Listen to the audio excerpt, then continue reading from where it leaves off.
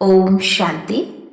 आज सुनेंगे बाबा के अव्यक्त महावाक्य 28/11/1979 के प्रवृत्ति में रहते हुए निर्वृत्ति में कैसे रहें।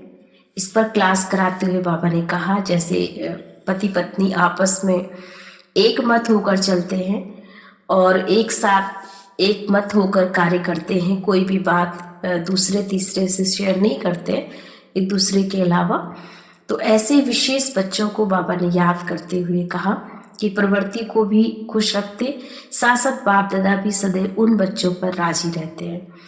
ऐसे स्वयं को और सर्व को राजी करने वाले ही बच्चे राजयुक्त बच्चों की लिस्ट में आते हैं।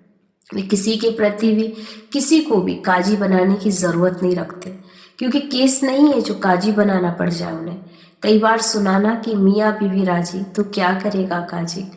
अपने संस्कारों के केस अपने पास बहुत होते हैं, जिस पर अपने अंदर ही अंदर बहम और बहस चलती है, राइट है या रॉन्ग है, होना चाहिए या नहीं होना चाहिए, कहाँ तक।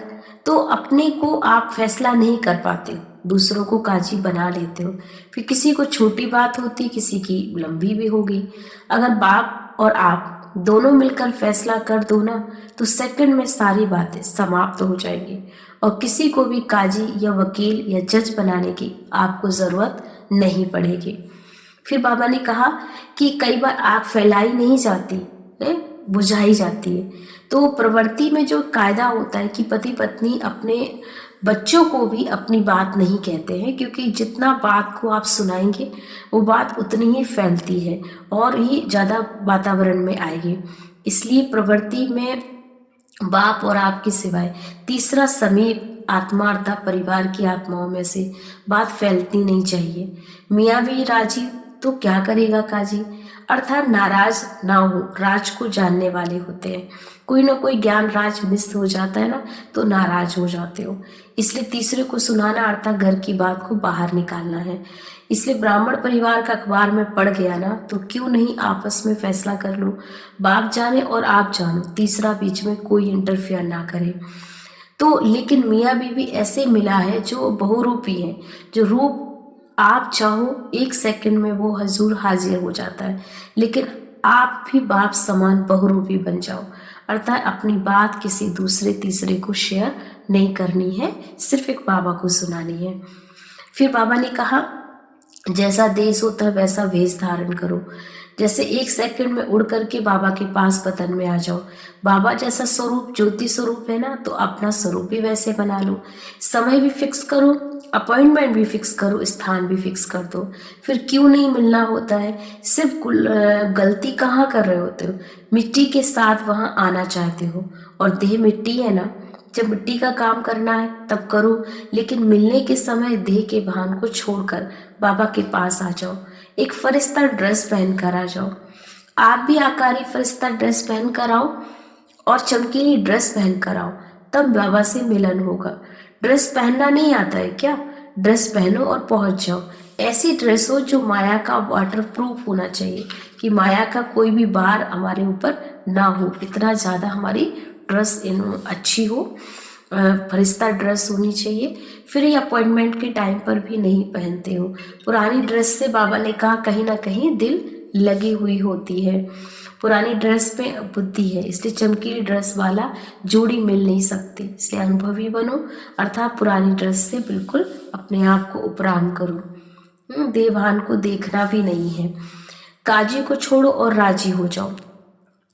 वैसे यह मियाँ बीवी का नाता इतना स्नेही और समीप का होता ना, जो समझ ले इशारे में भी सूक्ष्म संकल्प पढ़ लेते हैं। काजी को छोड़ दो और राजी हो जाओ। पसंद कर लिया, फिर बीच में किसी को क्यों डालते हो, बीच में डालते हो ना तो विश्व कल्याण का कार्य नहीं कर पाओगे। इसलिए अब बीवियां तैयार ही नहीं है तो विनाश क्या करेंगी। इसलिए अपने आप की वृत्ति को आपस में मैच करो। एक बाबा से आपके संकल्प मैच होने चाहिए। फिर बाबा ने लास्ट में टीचर्स को लेकर क्लास कराते कहा कि टीचर्स बाप समान होती है और सेवा के प्लान में स्टूडेंट भी बनाते हैं, लेकिन टीचर्स को विशेष क्या करना है। अब ऐसा अपना संगठन बनाओ कि सबके मुख से एक आवाज़ निकले। जैसे यहाँ दीदी दादी दो है ना, लेकिन सब एक देखते हैं। जब ये दो होते भी एक समान रिगार्ड देते हैं, एक दूसरे के साथ रहते हैं, और एक दूसरे का सहयोग करते हैं, एक वाणी होती है इनकी, एक जैसा पहनावा होता है, तो लोगों को बहुत अच्छा लगता है जब स्टेज पर देखते हैं। सिर्फ एक दूसरे को सहयोग दो, विशेषता देखते हुए कमजोरियों को ना देखो, न सुनो, अभ्यास पक्का करना पड़ेगा। देखते हुए भी कमजोरी को समाकर सहयोग देते रहो। तिरस्कार नहीं करें, लेकिन तरस की भावना रखो, तब आगे बढ़ोगे। टीचर्स का कर्तव्य होता है, जैसा बाप कमजोरी दिल पर नहीं रखता, लेकिन दिलाराम बनकर दिल को आराम देता है, तो टीचर्स अर्थात बाप समान हो, किसी की भी कमजोरी को नहीं देखने वाली हो, दिल पर धारण नहीं करने वाली हो, लेकिन हर एक के दिल को दिलाराम समान आराम देने वाली होनी चाहिए। अगर टीचर्स की कमी देख रही है स्टूडेंट और टीचर में अंतर क्या रहा? टीचर्स तो बाप की गद्दी नशीन होती है, इसलिए टीचर्स के मुख से कभी किसी की कमजोरी वर्ण नहीं होनी चाहिए। विशेषता देखें, बाप समान रहमतहीन ही लाठी बनने वाली हो। समझा टीचर किसको कहते? विस्तार तो अच्छा बना रही है, लेकिन अब संगठन का सार बनाना है, तब टीचर्स बाप का नाम भला कर सकेगी। ओम शांति।